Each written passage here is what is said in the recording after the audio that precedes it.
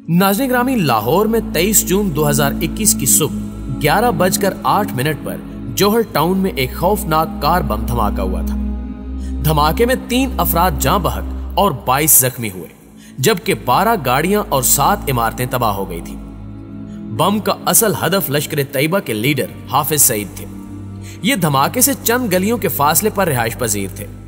दहशतगर्द गाड़ी उनके घर तक ले जाना चाहता था, लेकिन वो पुलिस के नाके की वजह से आगे न जा सका और यूं हाफिज सईद और उनके अहले खाना महफूज रहे। लाहौर की पुलिस और सिक्योरिटी एजेंसियां ये धमाका नहीं रोक सकी। ये हकीकत अफसोसनाक थी, लेकिन पुलिस, सीटीडी और हमारे खुफिया इदारों ने जिस तरह 16 घंटे में 10 मुल्जिमान गिरफ्तार किए और ये जिस तरह दुबई और भारत में मौजूद मास्टरमाइंड तक पहुंच गए, ये वाकई कमाल था। नाज़रीन ग्रामी, अगर हम इन इदारों का नाम नहीं ले सकते तो कम से कम इन्हें शाबाश जरूर दे दें, इनके काम की सताइश करें। इन बेनाम हीरोज को यकीनन इससे वो खुशी मिलेगी जिससे ये डिजर्व करते हैं। हम कहानी की तरफ आते हैं। झंग शहर की खिजर कॉलोनी में ईद गुल नाम का एक शख्स रहता था। यह हाजी जाकिर खान का बेटा था। अफगान नजाद था, लेकिन यह पाकिस्तान में ही पैदा हुआ और यहीं परवान चढ़ा।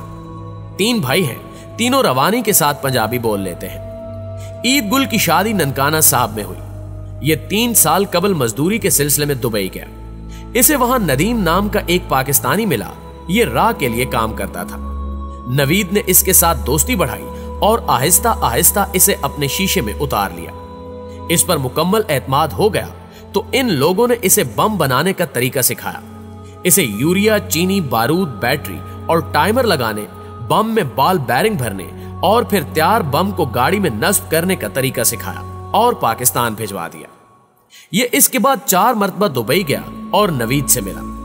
राह इस दौरान इसका जायजा भी लेती रही और इसकी संजीदगी का मुतालिया भी करती रही।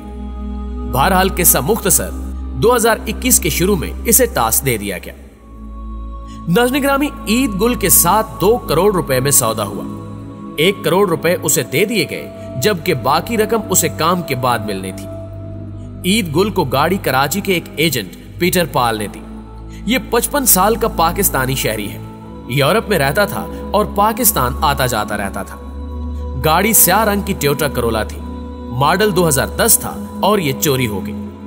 पीटर पाल ने गाड़ी टेम्पर्ड करवाई और ईद गुल के हवाले कर दी।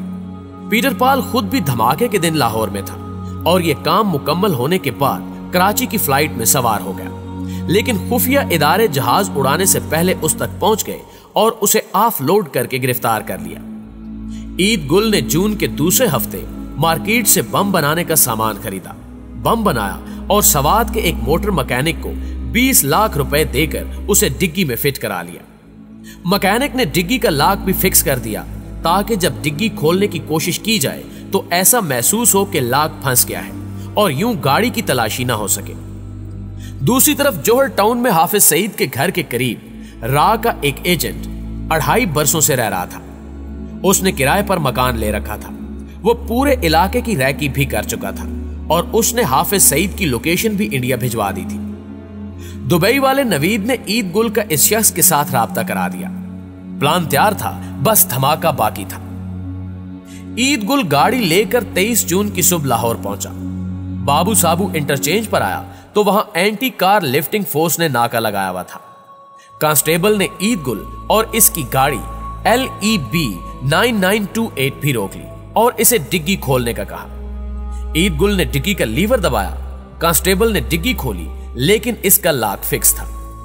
ईद गुल इस दौरान कांस्टेबल के पास आया, उसकी मुट्ठी में 1000 रुपए दबाए और उससे कहा कि मुझे देर हो रही है, तुम ये रखो और मुझे जाने दो।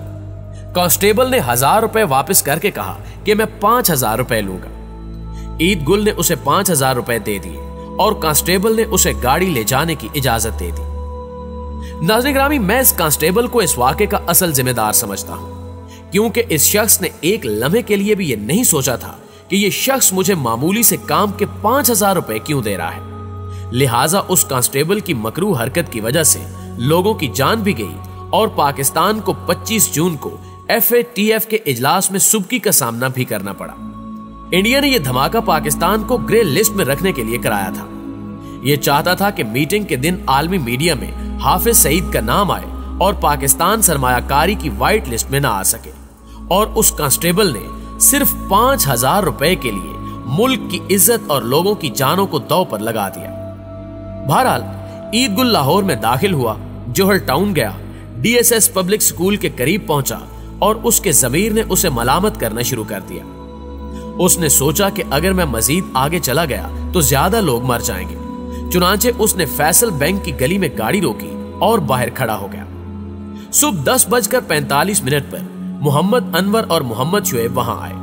ये दोनों शख्स ईद गुल के खिलाफ गवाह हैं, लिहाजा दोनों के नाम फर्जी हैं। ईद गुल ने उनको बताया कि मेरी गाड़ी खराब हो गई है, मैं मैकेनिक लेने जा रहा हूं, आप गाड़ी का ख्याल रखिएगा। मोहम्मद अनवर ने इंसानी हमदर्दी में ईद गुल को स्कूल के कूलर से पानी भी ला कर दिया। उसने पानी पिया, गाड़ी वहां छोड़ी और गायब हो गया। 11:08 पर धमाका हुआ और गाड़ी के परखचे उड़ गए। 3 लोग जाँ भाग हो गए, इनमें पुलिस के 2 एहलकार भी शामिल थे। 20 लोग जख्मी हुए और गली और घरों में खड़ी 12 गाड़ियां तबाह हो गई। हमें अल्लाह ताला के शुक्र के बाद ईद गुल के ज़मीर का शुक्रिया भी अदा करना चाहिए। ये अगर गाड़ी आगे ले जाता, हजूम में खड़ी कर देता, तो कम से कम 40-50 लोग मारे जाते। पुलिस का दावा है कि ईद गुल पुलिस की पिकेट की वजह से आगे नहीं जा सका, जबकि ईद गुल ने जेल में कैदियों को बताया कि मेरा टास्क सिर्फ जोहर टाउन में धमाका था, मैंने उसके पैसे लेने थे। मैंने सोचा कि मैं यहां गाड़ी खड़ी कर देता हूं, इससे जानों का नुकसान भी कम होगा और मुझे पैसे भी मिल जाएंगे। इसने पुलिस के सामने यह एतराफ भी किया कि मेरी बीवी भी इस वारदात में शामिल थी, हम दोनों ने मिलकर यह काम किया था। बहरहाल धमाका हुआ, पुलिस, CTD और खुफिया इदारों ने इलाके की जियो फेंसिंग की। पीटर पाल जहाज से गिरफ्तार हो गया। ईद गुल रावलपिंडी से पकड़ा गया। नवीद दुबई में था, लेकिन उसका खानदान पाकिस्तान में था। उसका वालिद और भाई भी गिरफ्तार हो गए। ईद गुल की बीवी भी गिरफ्तार हो गई। पुलिस गाड़ी टेम्पर्ड करने और डिग्गी में बम लगाने वाले तक भी पहुंच गई और खुफिया इदारों ने भारत में मौजूद मास्टरमाइंड को भी ट्रेस कर लिया। यूं रा का पूरा नेटवर्क सिर्फ 16 घंटों में पकड़ा गया। नाज़रीन ग्रामी, ये हमारे इदारों का वाकई कमाल था और हम इस कमाल पर इनका जितना भी शुक्रिया अदा करें, जितनी भी तालियां बजाएं, ये कम होगा।